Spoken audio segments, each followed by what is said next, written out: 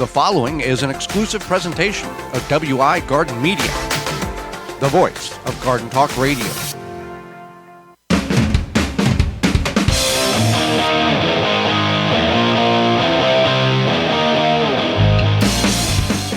Coming up on the program today, we're going to discuss the 5 don'ts of gardening, as well as growing potatoes in your backyard. Our guest is author Shelley Cramm will be with us, and we'll answer your garden questions. The hour's full, so join us. You are listening to the most informationally packed hour of garden-focused radio in the country and on the internet with your host, husband and wife team Joey and Holly Baird. This is the Gardening with Joey and Holly radio show. And welcome to the Gardening with Joey and Holly radio show. Happy to have you along for another show. I'm your host, Joey Baird. Beside me is my wife, co-host, best friend, and gardening partner, Holly Baird. This program is for you, about you, to help your garden grow better, to maintain your landscape, grow healthier trees, make your grass look greener, as well as preserving what you grow. Happy you're tuning in, whether you're listening to us on one of the 18 AM and FM frequencies broadcasting our program here in 2024, through our radio app, through our parent website, under the Season 8 tab. That website is thewisconsinvegetablegardener.com, or podcast replay, in-studio video replay. Thank you so much for tuning in. You want to be part of the program, you can do that. You can give us a call anytime, 24/7, 365 at 1-800-927-7469. That's 1-800-927-7469, 1-800-927-SHOW. Or you can send us an email to gardentalkradio@gmail.com, and we will get an answer to you. That's gardentalkradio@gmail.com. Well, before we get in the program, Holly, it is time for this week's Joke of the Week, and this week it's more of a riddle. Holly, what lives in a greenhouse, that lives in a white house, that lives in a red house, and has lots of babies? Do I have to answer? Well, you didn't know this in rehearsal. Is it a watermelon? It's a watermelon. So I'll explain this. Greenhouse, the outer portion of the watermelon. White house, the white portion inside of the watermelon next to the outer portion. The red portion, the edible portion that we consume, and then the seeds are the babies inside of it. Oh, now I get the babies part. The little seeds. I get it now. Okay. Well, this riddle, this week's joke, this week's riddle is brought to you by Rescue.com. American-made rescue products keep your family, home, and yard protected from pest insects like wasps, hornets, yellow jackets, flies, ants, and more. Learn more at rescue.com. That's RESCUE.com. So there's a lot of people have a lot of things in which they do in their garden. Some of them are very practical and proven to be very successful. Others are a waste of time. And we tell you those things that are a waste of time. We share that on our social media platforms. And a lot of people get very angry with us because we've always done it this way and we've always had a successful garden. Well, because you've done other things in addition to what you think is wonderful and perfect and perfection, you add this, but you've done other things in order to make that plant grow. So what you're doing that's been proven inaccurate or wrong, the other thing is offsetting it. So here's some. Go ahead. No, I was just gonna say, we came up with a list here of what we think is some don'ts. You can always add to this list. Oh, we could have 2 shows about don'ts. Yeah, for sure. But we got to keep to our time here. So the first one was yours. Do not work wet soil. If the soil seems wet and you're going to till or you're going to disturb the soil, don't do it. Don't walk on wet soil. It compacts and it gets clotted up. You get wet soil and you squeeze it together and it dries. It becomes very, very difficult to break those clods apart. On the farm, we tried not to work the fields in that when the soil was wet. There was times where we had to work the fields in order to what they call open them up to get more air exposure, to run a tool across it to open the soil up to get it to dry. Then you had the big dry clumps, and then you would run another piece of equipment across it in order to break those chunks up back to a more pulverized soil. In the garden, let's not walk on the soil. Don't work the soil. As eager as you may be to do some work, give it time to dry out. Now, what we have also done in the past, and there's documentation of this on our website, we have planted tomatoes. And we didn't get tomatoes, let's say we're going to plant them on a Saturday. And it rained on a Friday and on a Thursday and a Friday. we would take large tarps and cover the soil, the area in which we were planting tomatoes. That rain came, every other part of the garden was saturated, soaked, could not do anything. We removed those tarps, and the soil was dry to the point where it wasn't going to hurt for us to get in there and work the soil, so we could get things planted. Now, you can't do that on a very large agricultural level, but on your backyard, you can cover some beds. If you're going to work a bed, you got to work, we got lives, and you got a weekend, and it's going to rain all week, but you want to work in the weekend, cover the beds with a tarp or something so the soil doesn't get wet. So you can do that. So speaking of covering, we want to remind you, don't forget to mulch. So mulch is important because it helps. A lot of times it doesn't get rid of weeds, but it can help suppress weeds. And also it keeps the moisture in. It also protects when it rains. There are good things and bad things in your soil. It protects those things from splashing up onto your plants. So you want to make sure you are mulching. We like to use leaves as mulch. You can use shredded paper. You can use straw. You can use, this year we're going to take some landscape fabric and kind of use that as mulch. I know some people are, horrified if people use landscape fabric, but also we are horrified at the weeds that we have. Even though we have raised beds, weeds still establish in raised beds. We're not the perfect PBS gardeners that you see in magazines and on TV. We just don't have time to spend 30 or 40 hours a week in the garden. Yeah, definitely. All right. So then don't forget to look at the long range forecast when you're planting based on the weather. So if you are doing something like potatoes where you know that you want the soil to be a certain temperature. Anything. Planting anything. Well, anything. You're right. So you might think like, here, a perfect example. We've had now in a lot of portions of the country, super, super warm couple of days, and then within 72 hours, it's 32, it's 25, there's 3 inches of snow on the ground. Right. So if you're like, hey, it's Wednesday and it's been really nice out, I'm going to plant this weekend. Don't do it. Don't do it because it might be too soon. You might not have that nice weather. Nice weather might not last more than a couple days. Isn't there a proverb that says, "Blessed is the gardener that plants his garden once"? No, wait, how's it go? Something about. Now you're just making. I'm making stuff up. Yeah, that's what it is. It's better to plant the garden once than the second time when your neighbor plants it to the first. That's what it is. Okay. Yeah, don't be that person. Maybe it's a beatitude. Maybe it is, but don't plant your garden and then have to replant it because you were so eager to get it planted that everything died that you have to replant it. Right. Be smart about it. It's okay to be, cautious. Right. No, I agree.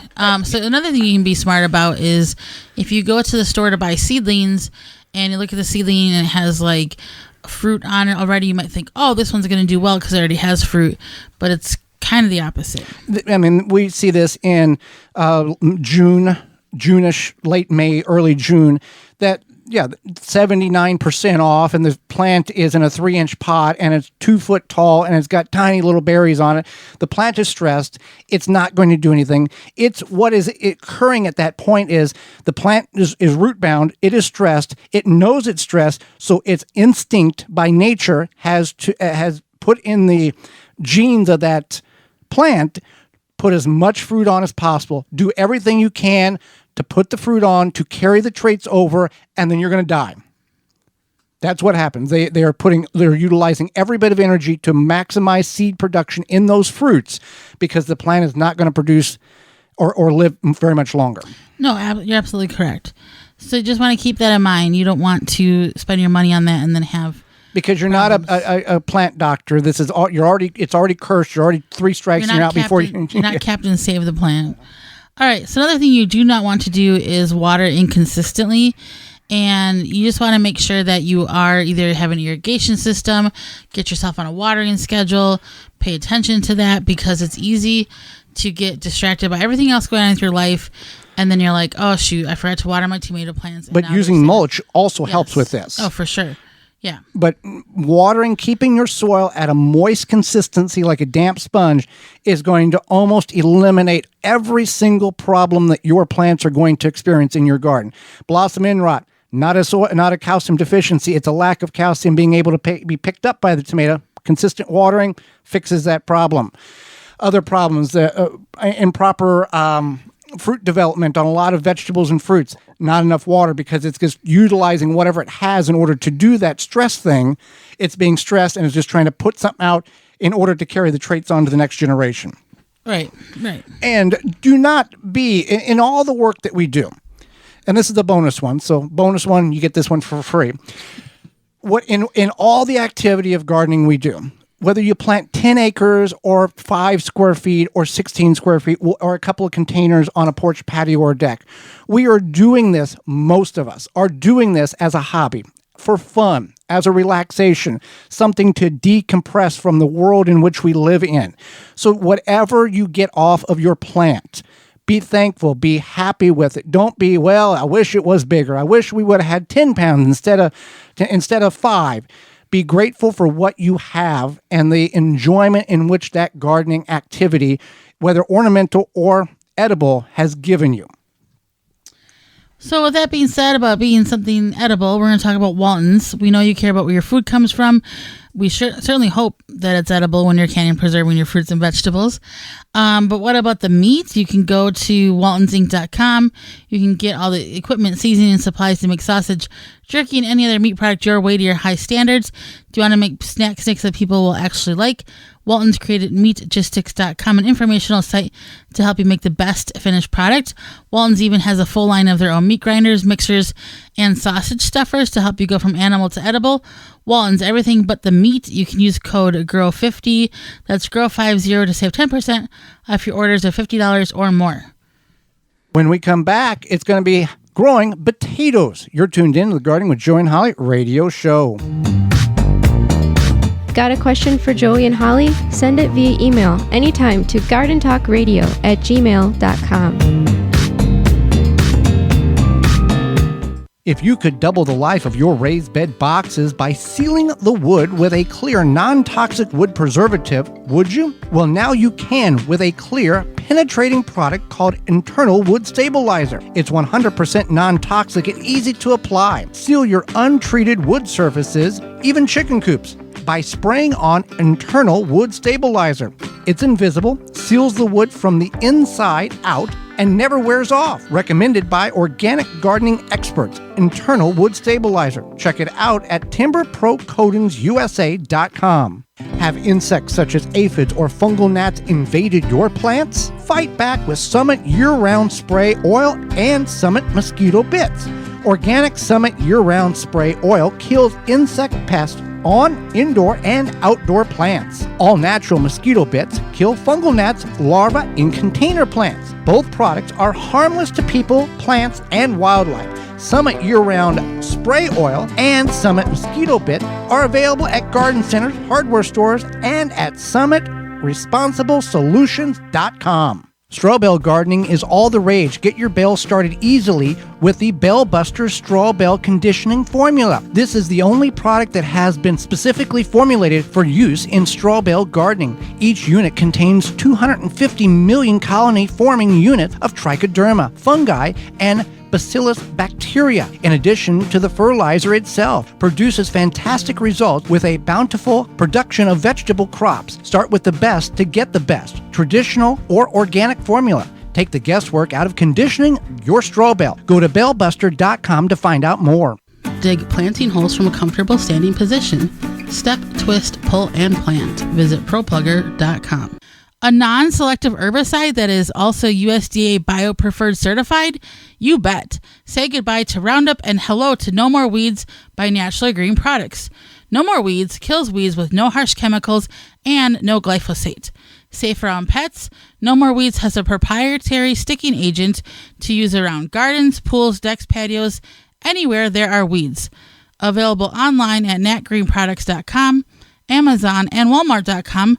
Order yours today. The same great company that brings you No More Bugs.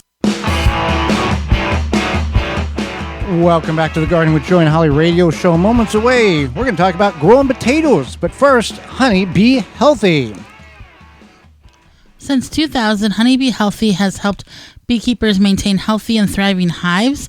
Attracting pollinators to your garden this year is as simple as hanging a hummingbird feeder with a mixture of sugar water and Honeybee Healthy Original. Don't be alarmed to see birds, bees, and butterflies dining together at the feeder. Pollinators coexist peacefully. Honeybee Healthy Inc. is offering a 10% discount on an 8-ounce bottle of Honeybee Healthy Original to this show's listeners. Enter discount code BEEGARDEN at checkout. For more information, mixing instructions, and to purchase the products, visit honeybeehealthy.com. So growing potatoes, some people have great success with it. Others have a challenge. And it kind of starts with the actual aspect of what are you planting? It's the seed potato. Now, we've answered the question many times on this program. Do you need certified seed potatoes in order to grow potatoes? The answer is no. The advantage to seed potatoes is they are grown and are most times, if not all times, certified to be disease-free and be pure of a lot of issues that store-bought potatoes that have sprouted in your pantry may have. However, these store-bought potatoes, we have planted them and they have done just fine. So knowing the type of potato is also an important aspect because there are some potatoes that take 90 days to reach maturity. Some take 110, some take 130. That's a big range, and not knowing when the time to harvest or if the plant is actually ready to harvest or if there is a disease that have come into your garden. Because the potatoes at the time of harvest, they will die off, just like corn in an agricultural field. At the time of harvest, it will die and it's ready to be picked. Potato tops, the greens, will die back, and that's a sign in which they're not going to grow any anymore. So you want to start your potatoes at root zone. You want to plant them about 3 to 6 inches deep. Well, one thing you can do is if they've sprouted, or you can figure out kind of where the sprouts are, you can cut them if you want to cut them smaller to about the size of a chicken egg, and then you can let them cure, or you let them cure. You let them dry. You dry out. You don't have to. Right. No. But I just want to mention that. That's something that you might want to do. Now, some people will say, is it good to divide your potatoes in sprout? If you got a potato that's the size of a softball and there's 3 or 4 sprouts on it, and you cut the chunks of potato that has the eyes on it and they're the size of a chicken egg, or can I just throw the whole potato in the ground?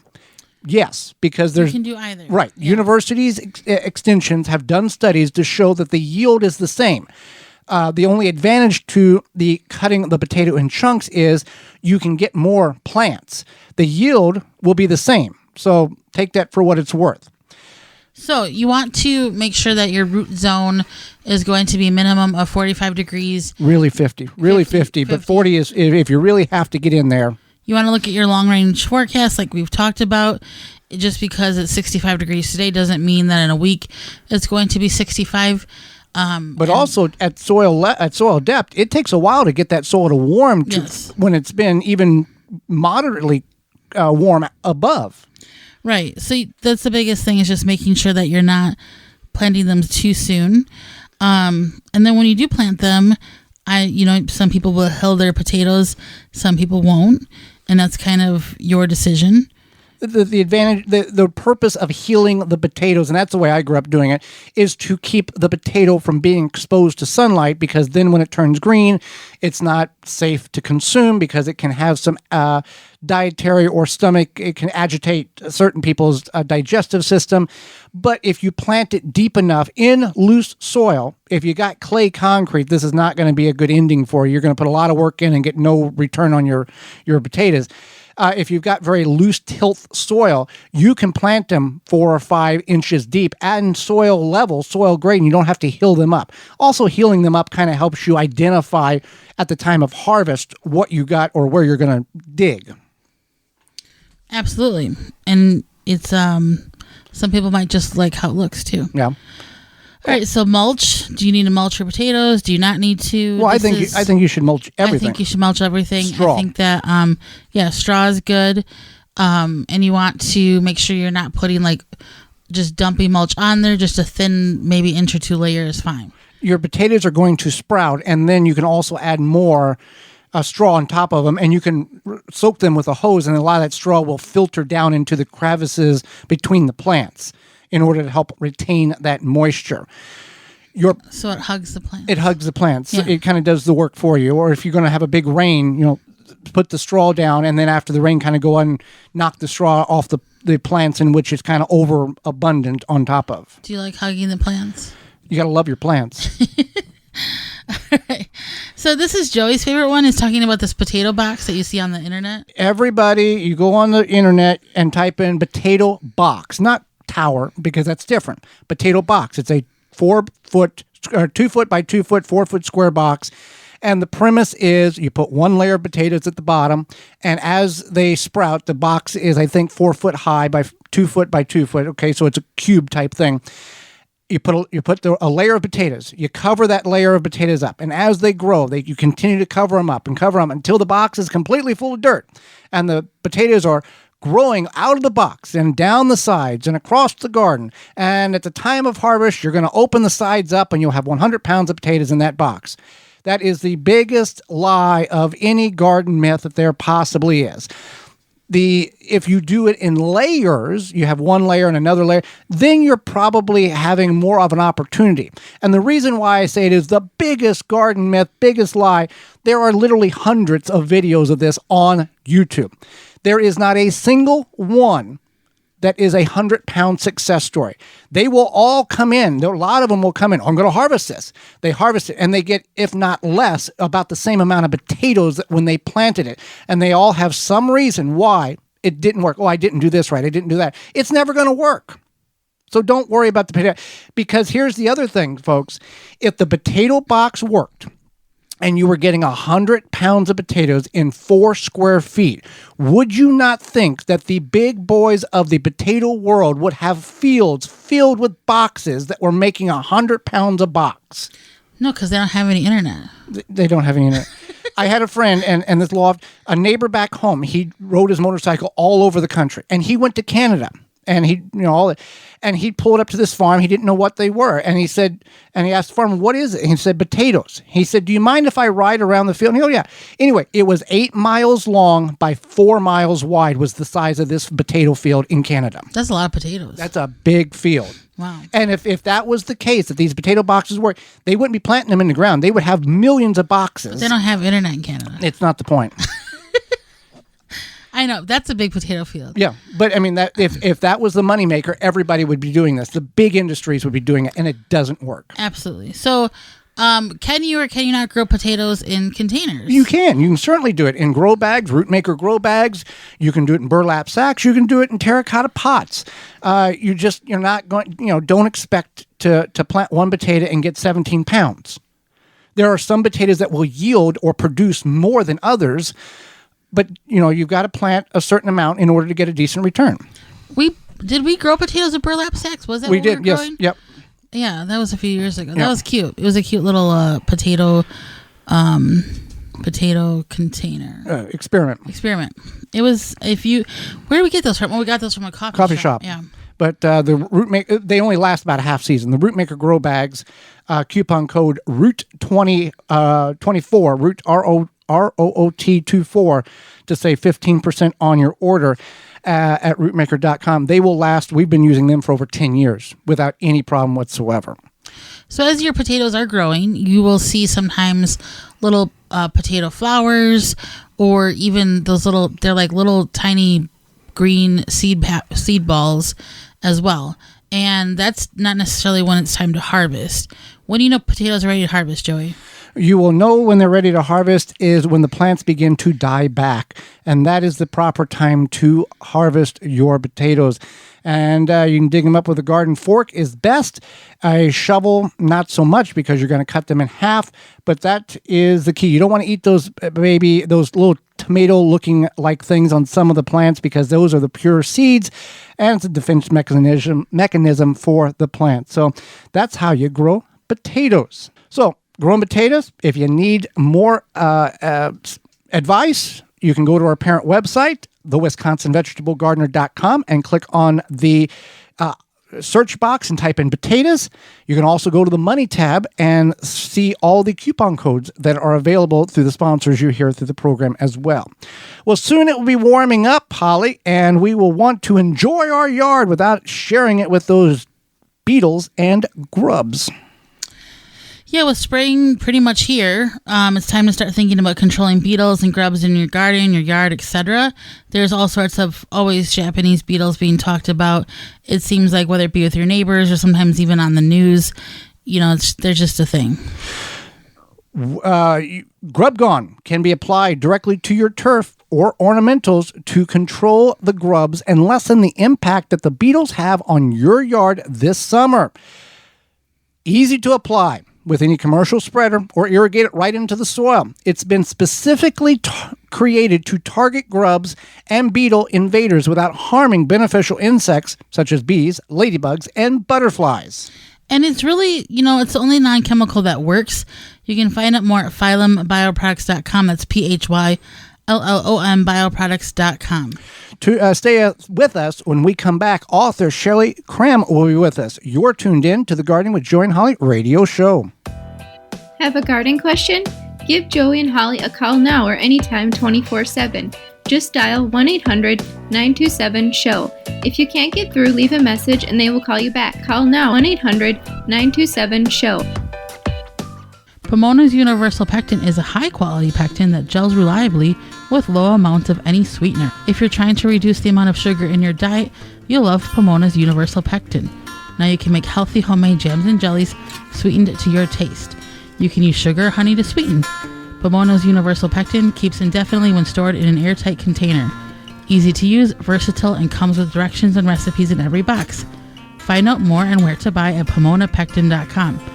Also available at natural food stores and online. Make watering easy. DripWorks provides quality drip irrigation supplies and equipment to gardeners just like you for all your growing needs across the U.S. and Canada. Purchase online at dripworks.com. Happy 65th anniversary to David J. Frank, southeastern Wisconsin's leading landscape company. Their award-winning services include everything from lawn care, landscape maintenance, design, construction, renovation, irrigation, sustainability, and more. Big or small, let the experts at David J. Frank handle the hard work for you. Find out more at davidjfrank.com.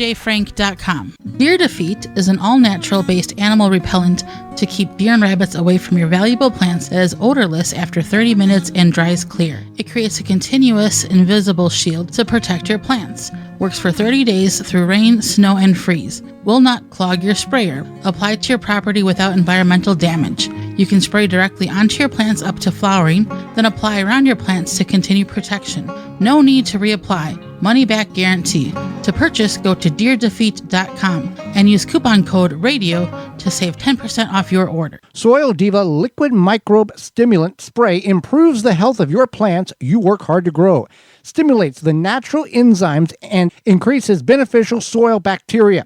Go to soildiva.net. Soildiva.net.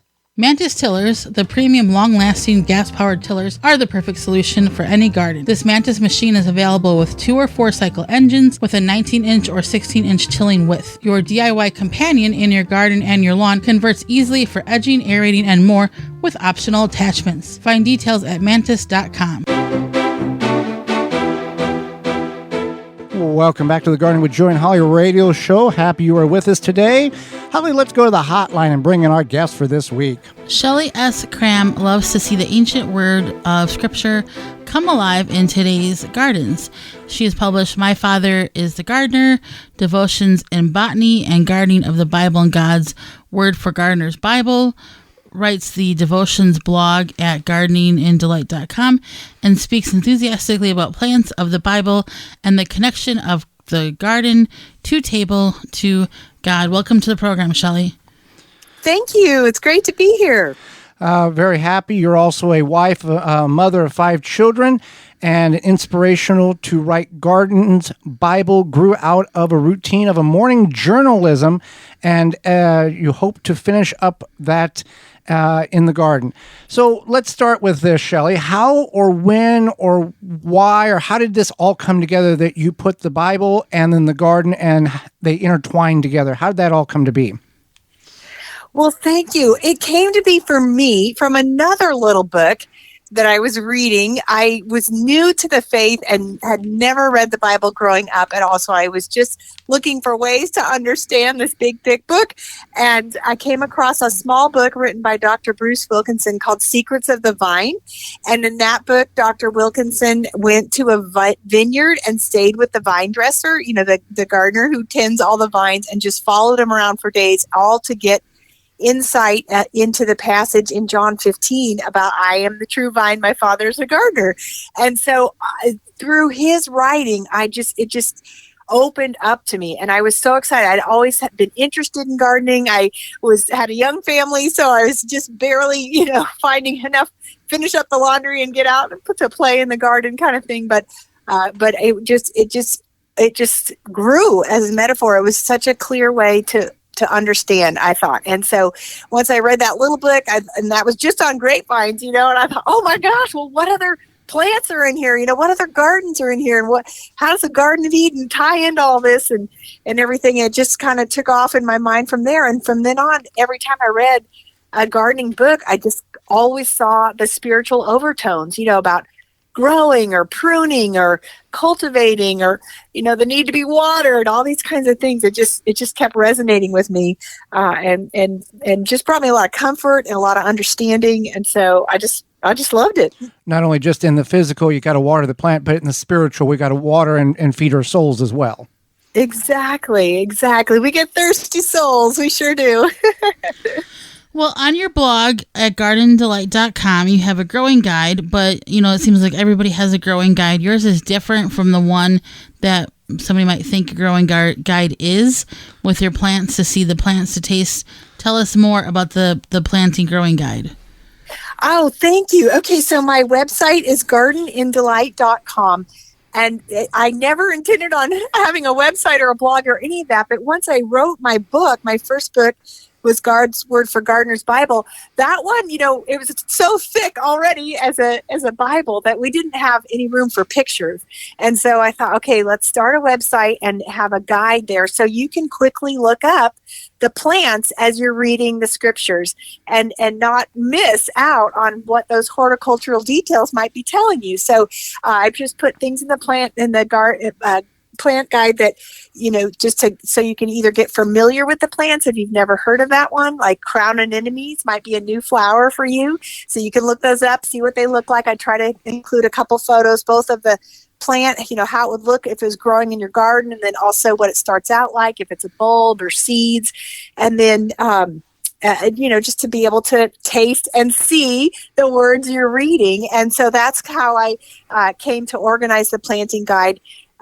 It is based on plants. That's a verse in Psalm 34:8. Taste and see that the Lord is good. So plants you can taste are edible plants, right? Like herbs or fruit trees. And then things you can see. I just consider those like ornamental plants that you would just grow to look at, to be pretty in your garden or to be effective in your garden if you want a shade tree or if you want a ground cover or these kinds of things. So it's basically, plants you can see or plants you can taste, and then go from there just to learn more about the landscape, which just brings the scripture alive and can be alive in your own garden if you decide to plant, a few of these yourself.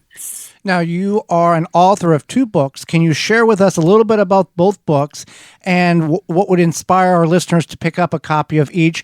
And do you have a favorite book? And possibly what was the biggest surprise thing that you learned in the process of authoring these books? Oh, wow. Okay.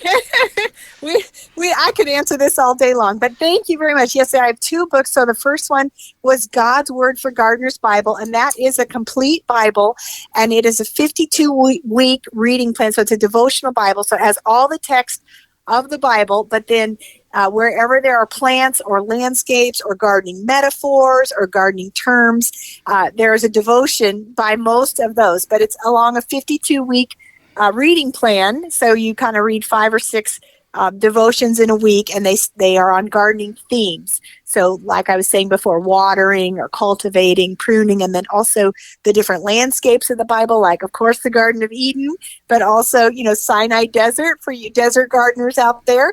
Probably not too many in the Wisconsin area, but maybe you spend your winters in the desert. But and then palace gardens and just the different landscapes, ending in the urban garden, the sparkly jeweled garden of Revelation. So those are all in the 50, as I said, in a 52-week plan in the Bible itself. Now, my second book is an illustrated version. I like to kind of think of it as the artist's revision. It's fully illustrated, and so it's just a portion of the devotions that relate to garden work. And so it's a 15-chapter book, but it's illustrated with photographs. I got to work with the Botanic Research Institute of Texas here nearby me in Fort Worth. They have both the Brit Press, and they're a part of the Fort Worth Botanic Garden. And so we had, they have a huge library with historical botanical illustrations and an herbarium. So we photographed some of the specimens that have been collected over the years, over the decades, and even a few from last century. And then we also got to work with a local artist, and she did a fabulous job. She did the cover of the book and then also just sketches and renderings in amongst the pages. So the scriptures are pulled out and placed among different illustrations, just to give you a more leisurely way of reading it and just something also to catch your eye. So they're both my favorite. They kind of go hand in hand.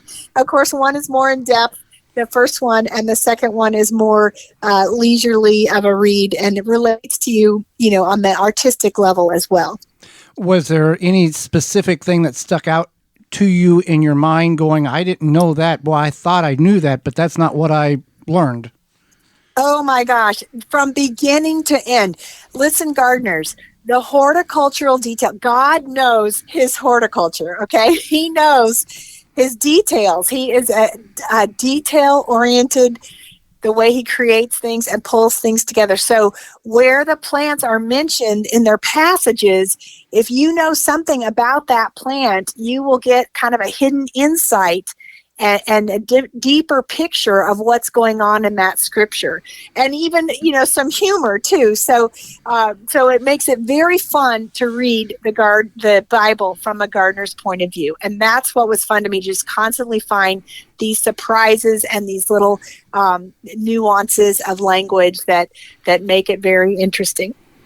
Fantastic. So you talk about how you want to finish your laundry, which with 5 children, I'm sure there's a lot of laundry, but you want to finish your laundry to get out to the garden. Do your children join you in the garden? Is that something they like to learn as well and help with as they can? You know what? I don't want to give a false impression that I have this bucolic life of my children gardening with me all the time.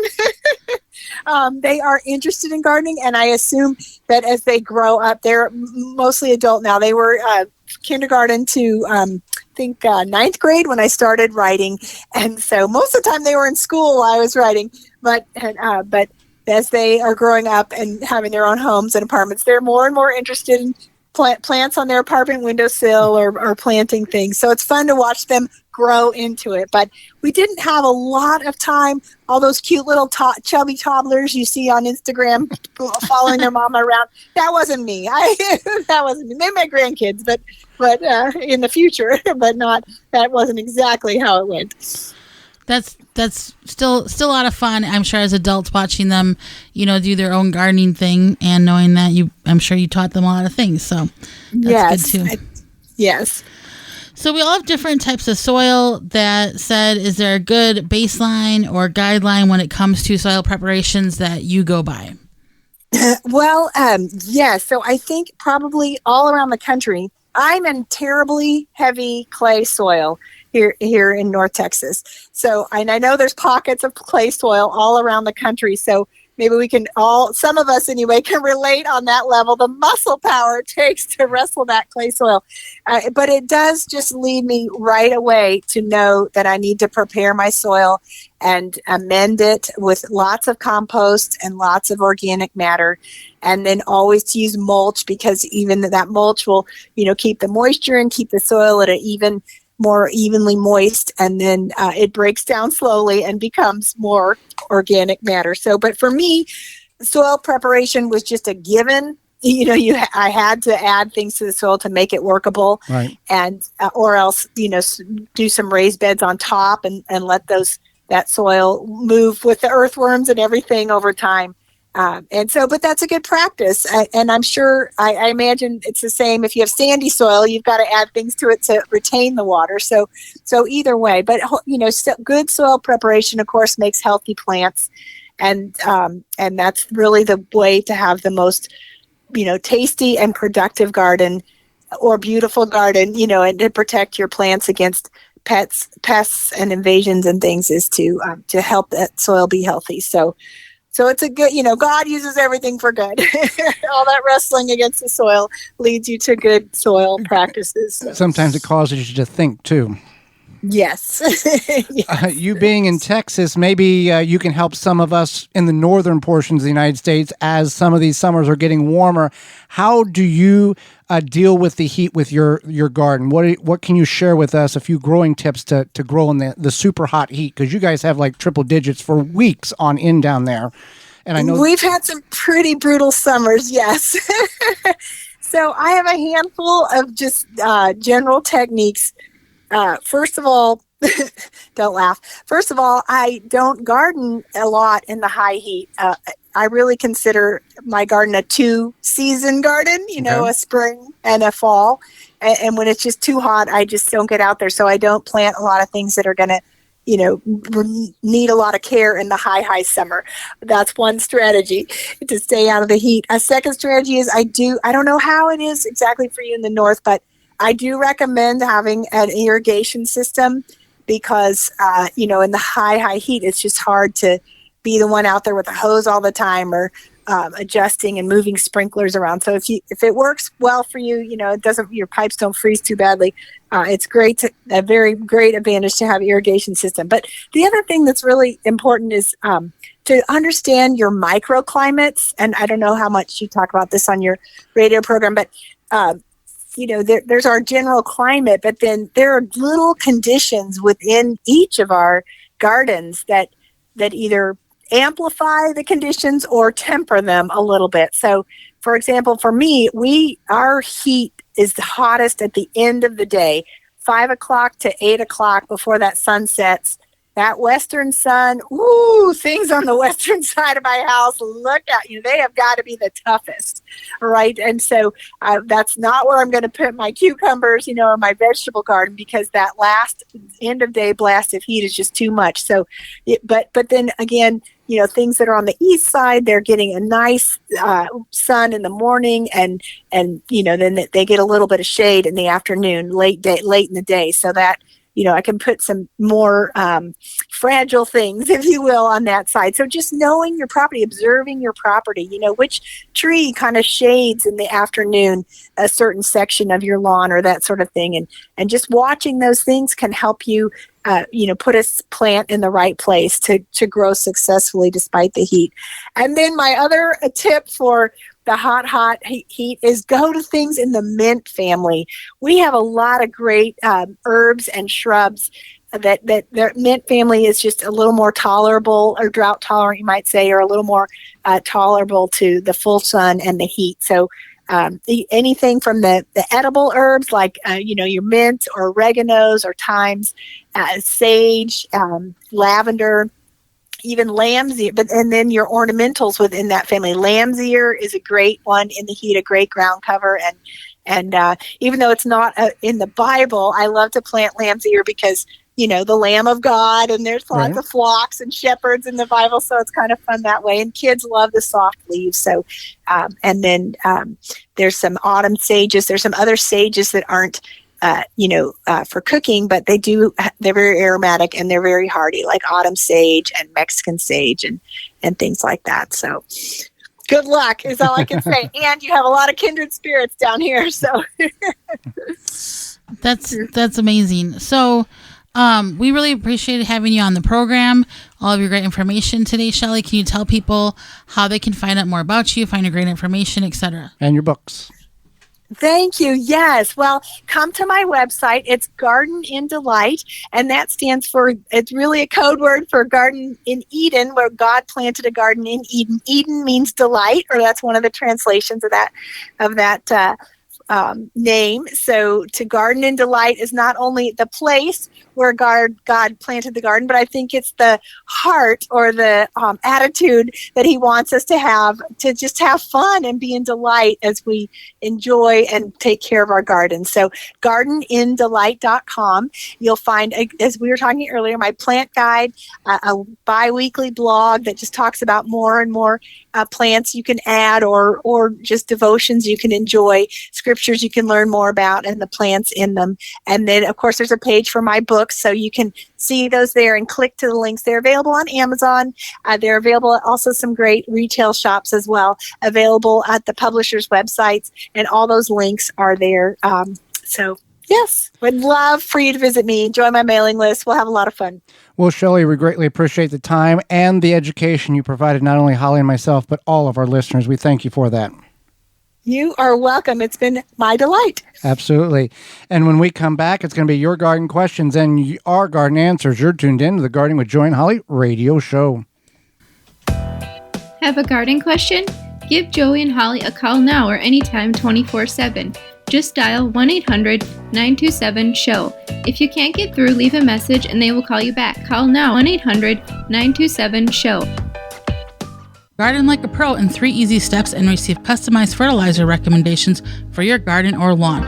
Soil Savvy helps you determine what nutrients your plants need to thrive. Never again over-apply nutrients they don't need. A patented process that makes you a smart gardener. To get your soil test kit, go to mysoilsavvy.com. Blue Ribbon Organics, providing locally made organic compost and soil blends for gardeners, farms, landscaping, and more. To find our products nearest you, visit blueribbonorganics.com. Rootmaker starts your plants off right and keeps them going through harvest. From their seed starting trays with an innovative design that air prunes the roots to their large variety of grow bags, 1 to 60 gallons. Their products will provide you the harvest you've never seen before. Visit rootmaker.com. Use coupon code ROOT24 to save 15% off your order at rootmaker.com. That coupon code is ROOT24 to save 15% off your order at rootmaker.com. Take the guesswork out of composting with the AeroBin 400 or smaller 200 for easy composting. The AeroBin mimics how nature decomposes waste. The AeroBin is easy to use. You prepare your balanced organic waste, just open it up, drop it in, and close. After a short time, fertile compost is produced, which is easily accessed via the lower side door. The thermal insulation in the AeroBin conserves heat, leading to rapid breakdown of the biomass, and works efficiently year-round, even in cooler regions. There is no need to turn the biomass, and it is patent rodent resistant. It has little odor and can kill annoying weeds and seeds. It is BPA free. The AeroBin 400 or 200 comes with a reservoir at the bottom to collect the leachate. When diluted, makes for great compost tea liquid fertilizer. AeroBin composts kitchen and garden waste quickly. Easy to assemble with no special tools needed. The AeroBin makes composting rewarding and easy. Go to burpee.com or homedepot.com to purchase. Wind River Chimes will always be the inspiring harmony. With a large selection and customization options, you will find the sound that soothes you. Visit windriverchimes.com to shop and find out more. Welcome back to the Gardening with Joy and Holly radio show. Happy you are with us today. Time for garden questions and answers. If you got a question, we've got an answer for you. You can send your question on over gardentalkradio@gmail.com. That's gardentalkradio@gmail.com. Or you can give us a call toll free, coast to coast, at 1-800-927-7468, 1-800-927-SHOW. That's SHOW. Had a number of questions come in this week. See what we can get through to the top of the hour, Holly. Yeah, so the first one is how long do you leave your grow lights on for? We leave ours from 8 a.m. to 8 p.m., 12 hours on, 12 hours off. There is some variations based on specific type of plants, but we're just starting onions, peppers, leeks, and some brassicas. So that's just a good recommendation. You can go 10 on and 12 and 14 off, somewhere in that range. I wouldn't leave them off any longer than 12 hours. on that end. You don't have to have, we talked about this, you don't have to have a grow light. No, you don't. But if you don't have a grow light, what is your options? Either invest in a grow light, or you can put it in you can put your plants in a south-facing window, which is most ideal. Otherwise, a west-facing window is good too. We've done that. Rotate the plants around so they don't get leggy, which means like they have too long of a stalk, or they reach for the light and get very weak stemmed, and then they fall over because of their top weight. So you want to be aware of that. Ample light in order to do such, and you don't have to worry about having that issue when it comes to legginess. And there are some plants that are much more vulnerable to legginess, even with ample grow lights. Now, outside it's different because you got a big ball of heat and sun, but low energy or low output illumination lights, you have to put them very close to the plant. High output or bright illumination and spectacles of light, red, green, blue, white, you can put them a little higher because they're getting more of what they are needing and they're not stretching to get what they want. All right, next question is...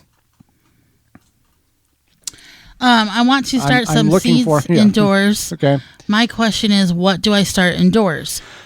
What not to start indoors? There you go. What should I not start indoors? Well, anything that's roots, carrots, radishes, parsley, or parsnips, anything that roots, potatoes don't start inside.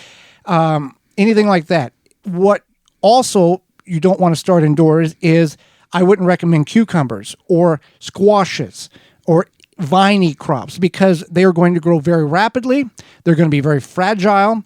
And whenever you have to take them out to harden them off, acclimating them to outdoor temperature, you're going to have to be very ginger with these plants because they're not just going to kind of grow slowly. We're going to have vines if you start these too early. And you take a cucumber seedling and a cucumber start that you started 4 weeks ago indoors, and you've hardened it off and put it outside. In 8 weeks, they're the same size. So green beans are a fast-growing plant. You don't have to start indoors. Really, the list of things to start indoors is actually probably smaller than the list of things you shouldn't start indoors. Corn, don't start indoors. Beets, don't start indoors. Swiss chard, squash. You don't have to. And we've told this story a couple of weeks ago, and we've told it before. You don't have to start anything indoors. You can directly sow everything outdoors at the appropriate time. And in some instances, that's a better way to go because you don't have to worry about grow lights, keeping the plants watered, space, and or if you have critters or small hands that can destroy the plants or damage them or get into them and eat them. You grew up planting everything directly in the ground with no pre-starts at all. It just blows your mind. I know, but people may be tuning in for the very first time and not knowing that is an option. No, yeah, you can just put those seeds in the ground, and it's a simple method, but it does work, and it's an option. So if you don't want to start seeds, or you're not really sure, or you just don't have time, or whatever. Well, days to harvest. Let's talk about that when it comes to the seeds.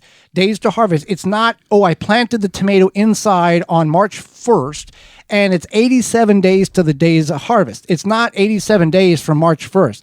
It's 87 days from the time you physically put that plant outdoors in a container, grow bag, ground, raised bed. That's when the timer starts. It may have grown indoors for 60 days. That doesn't count. That's plant math, but that's the reality of it.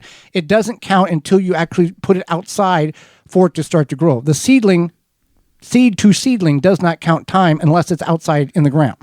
So you're still going to need the same 87 days to get a tomato, whether you start it for 60 days indoors and then transplant it out. All you're doing is kind of giving it a little of a head start with a healthy plant instead of a seed. Absolutely correct. So my pepper seedlings have salt like stains under the leaves. What is that? Okay, so this is a condition. It's called edema. It is caused by overwatering. Yeah. So it can be caused by high relative humidity as well, lack of sunlight. So basically your plants aren't drying out quickly enough and they may suffer from the edema. And if the soil around your plants lacks potassium and calcium, you should consider fertilizing it, or one or both nutrients. Sometimes it's just a matter of letting those plants be spaced apart enough so they can dry. If you use less water when hydrating your plants, you could hopefully take care of that problem. Now, some instances, those leaves in which have that salty deposit underneath them, they will fall off. New leaves will grow. This is just the plant telling you, hey, too much water, need to back off. That's most likely the primary cause of this. Again, like you talked about, there's other potential issues, but the overwatering, most times we think a little is good. Let's really soak them. And that actually does more damage to any plant, is overwatering. And in a container, you're flushing out nutrient that the plant needs, that fertilizer, that nitrogen, phosphate, potassium, micronutrients, and all those things is not good by flushing that out.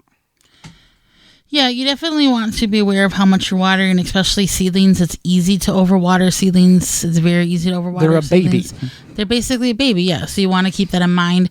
If you do feel that you need kind of some better self-control with watering seedlings, you could always get something like a spray bottle. Don't water the plants, but that way when you're watering the soil below your seedlings, you have a little bit better control as opposed to just like dumping water on them. So a spray bottle is helpful, or like a pump sprayer.